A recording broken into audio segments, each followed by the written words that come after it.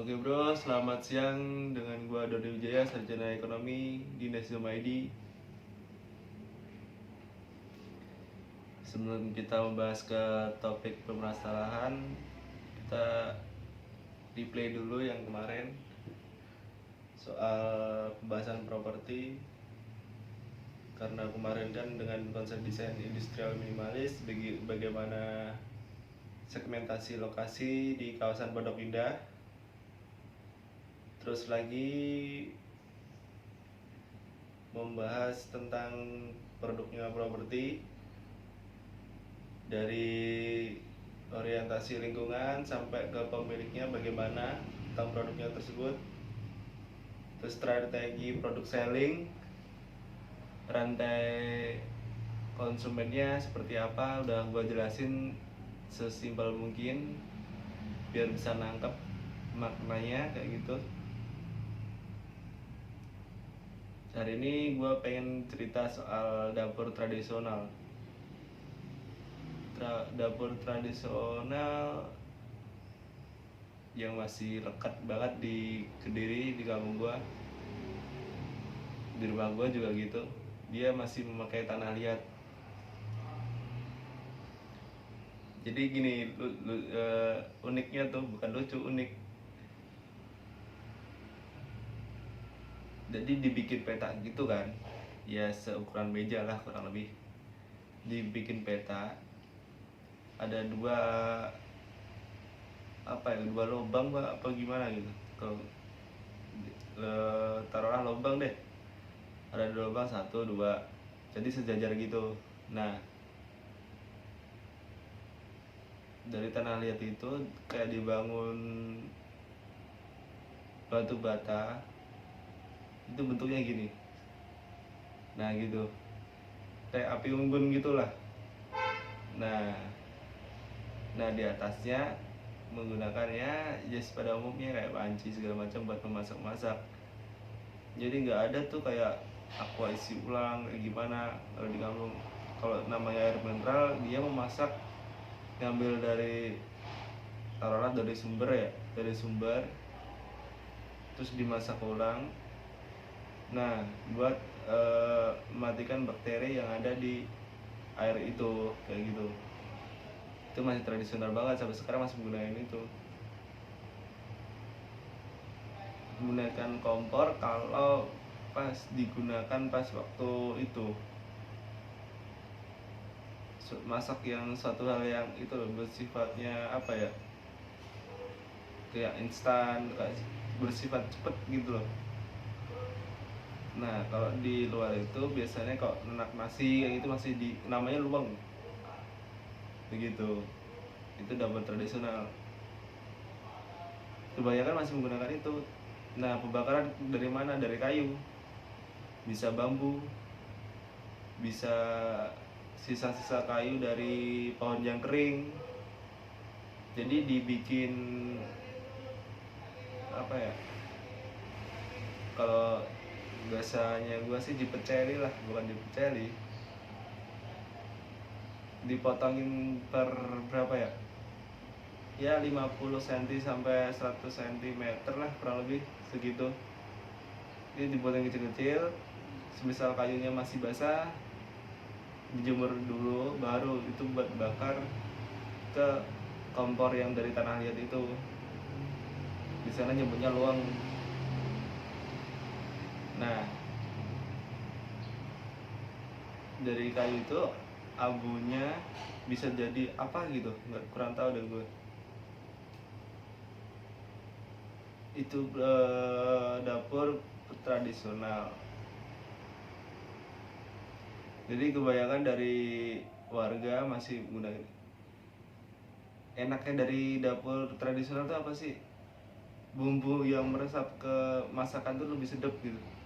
Misal kayak kita masak opor, terus apa lagi ya, yang bersifat kuah-kuah deh, ke ayam yang dimasak kuah kayak semur kecap kayak gitu-gitu, soto, itu resepnya lebih mantep. Kalau di sini mah pepes kayak gitu tuh, kalau di sana botok. Itu bumbunya lebih dapat daripada kita masak di kompor. Kalau lidah gue sih bilangnya gitu.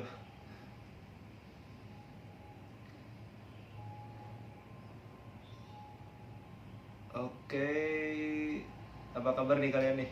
Baik kan? Pada set semua?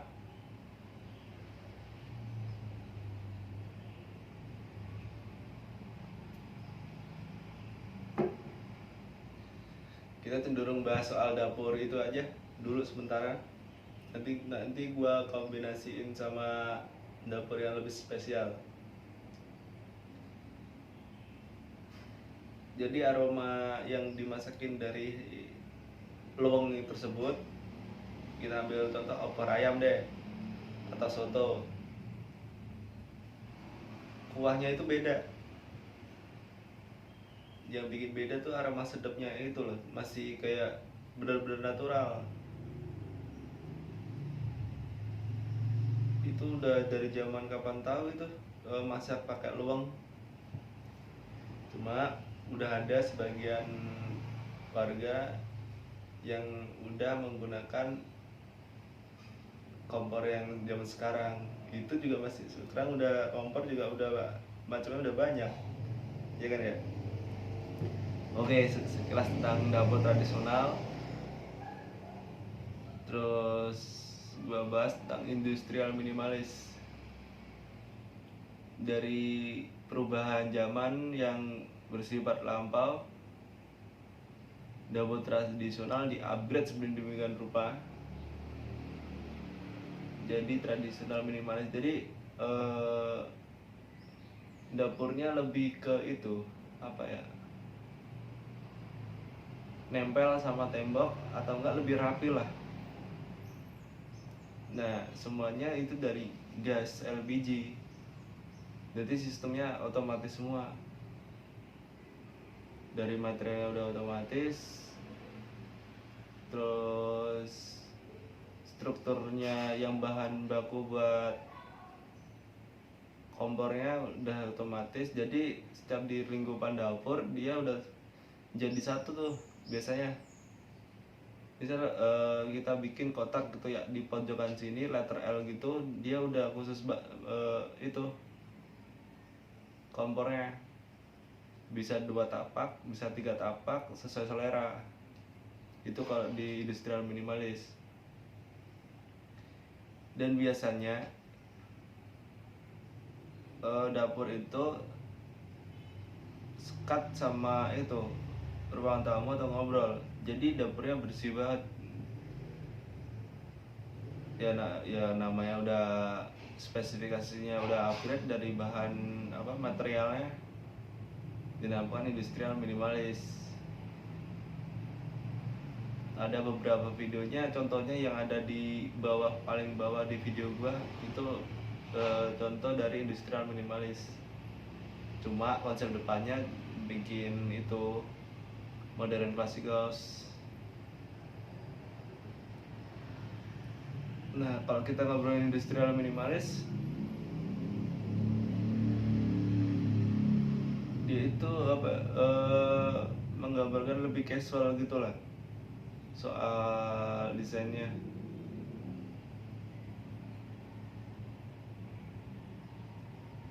Jadi dominan ke bebatuan gitu, bukan bebatuan sih.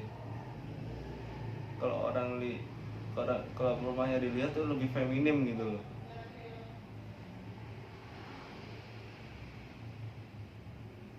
Nah, bangunan tersebut sangat kokoh banget. Kokohnya kenapa? Karena bahan materialnya memanfaatkan kualitas dari material tersebut. Cenderung mewah banget. Terus dikasih pencahayaan yang cerah. Jadi terkesannya benar-benar casual lah, elegan lah kurang lebih.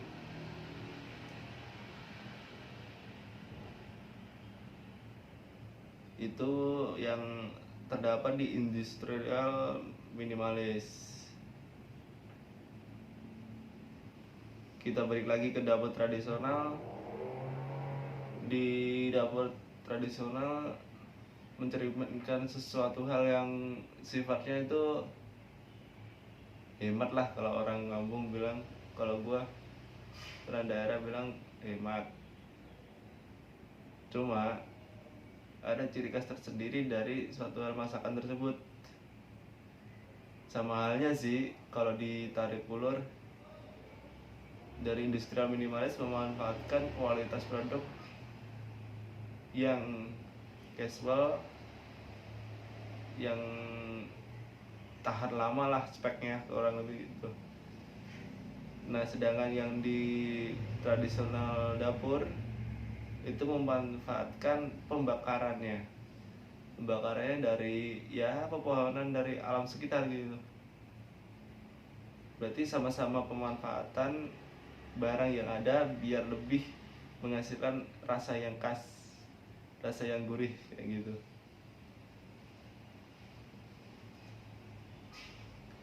Orang di daerah dia dalam sehari bisa ngabisin berapa rupiah sih? Sebenarnya sih tergantung kebutuhan orang. Cuma kalau kita buat perhitungan itu lebih minim banget.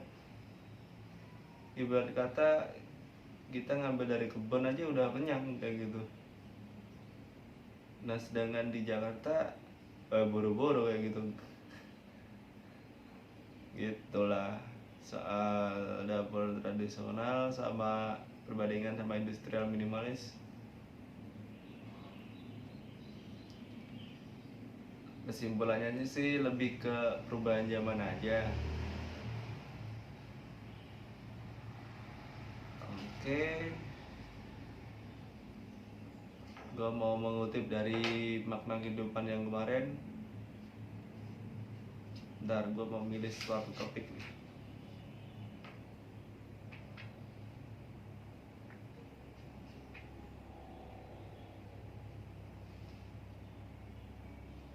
Nah ini, ngilmu iku kelakone kanthi laku. Ilmu itu tidak bisa terwujud dengan cara dilakukan belajar. Artinya gini, gua pribadi aja ya, gua belajar dari kondisi gua yang sebelumnya di daerah. Gua bersyukur banget udah dikasih apa ya, lapak lah, berkata rumah yang udah tinggal ngelanjutin gitu. Itu gua udah berterima kasih banget sama sang kuasa. Cuma gua ada yang lebih dominan nih, kayak di prioritas gua ada suatu hal yang harus gua kejar, gua target demi anak turun gua biar lebih maksimal lagi gitu buat jenjang kedepannya. Makanya gua dari angka 1 harus bisa ke angka 8 atau 9, kurang lebih begitu. Ya semuanya belajar dari yang sebelumnya gua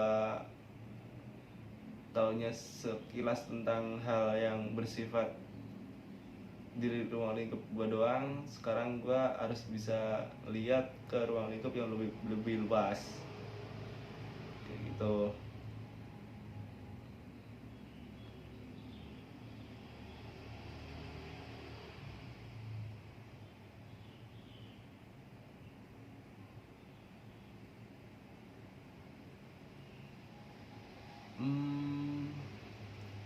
Ada banyak sih makna tentang kehidupan yang gue bahas kemarin. Itu kalau kalian resapin satu terus lu terapin di kehidupan sehari-hari, mungkin bisa kok buat ngefilter diri kalian biar gak terpaku di zona aman gitu. Intinya di situ sih dari makna kehidupannya.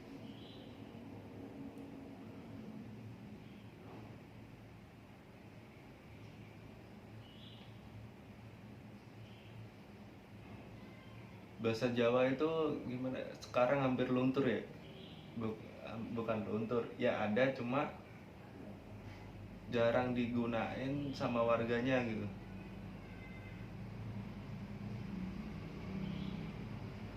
Sedangkan ya kalau dan kita kan hidup di Jawa. Kalau gua dulu bilang ini apa? Orang wong Jawa gak Jawani, maksudnya wong desa kehilangan arah gitulah.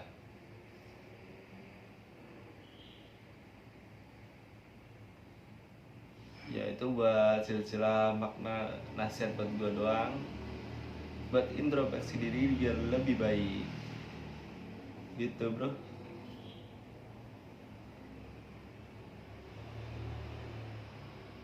Nah ini nih ada Dina, ada Ono Upo. Ntar gue ulangin lagi. Ono Dina, Ono Upo. Ada hari, ada rezeki.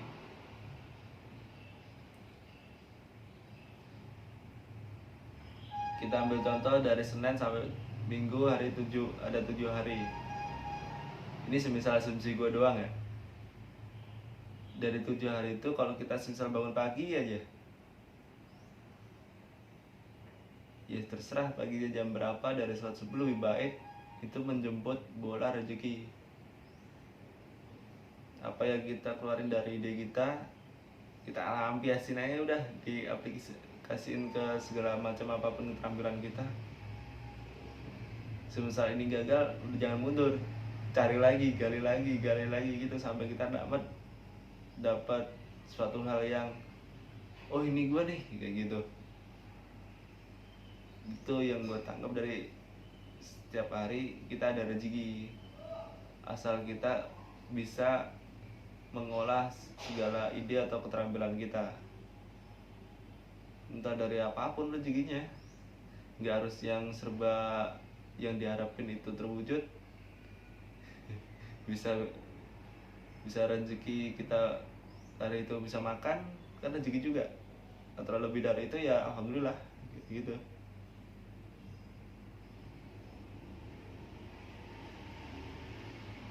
Ono daulate ora ono bejane, yang artinya akan mendapatkan keberuntungan tetapi tidak jadi mendapatkannya. Mengharapkan sesuatu yang lebih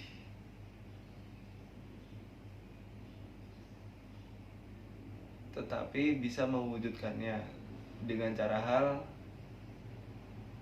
ya keterampilan itu tadi, dengan wadah atau media sosial yang ada. Karena perkembangan zaman udah semakin pesat, kita manfaatin yang ada buat ngeraih suatu keberuntungan itu begitu. Kalau gue sih, kalau yang lain ya tahu.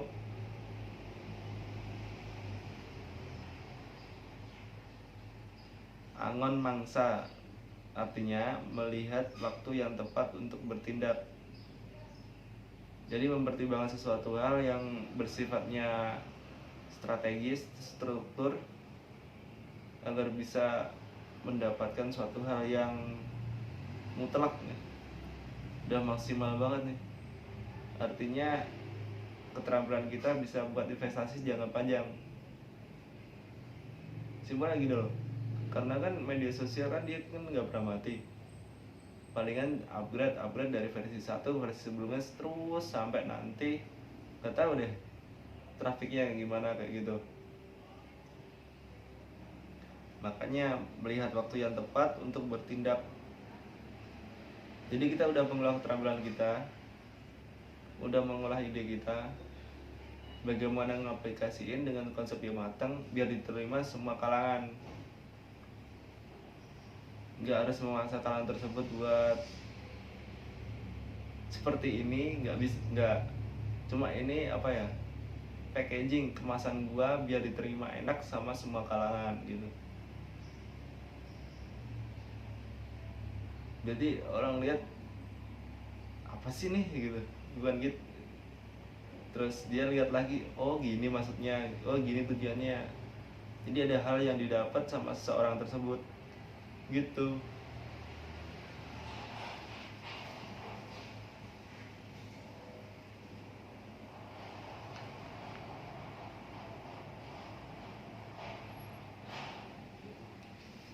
Nah, pengemasan diri. Tadi bilang gue pengemasan diri. Ajine diri dumunung ana ing lati, ajine raga ana ing busana. Yang mengartikan nilai diri terletak di mulut, nilai fisik terletak pada pakaian. Jadi gua kemas sedemikian rupa biar diterima, bukan biar diterima, biar masyarakat menerima gua dengan jati diri gua sendiri gitu. Nggak ada unsur paksaan dari mereka, nggak ada unsur paksa dari gua, biar ngalir aja udah.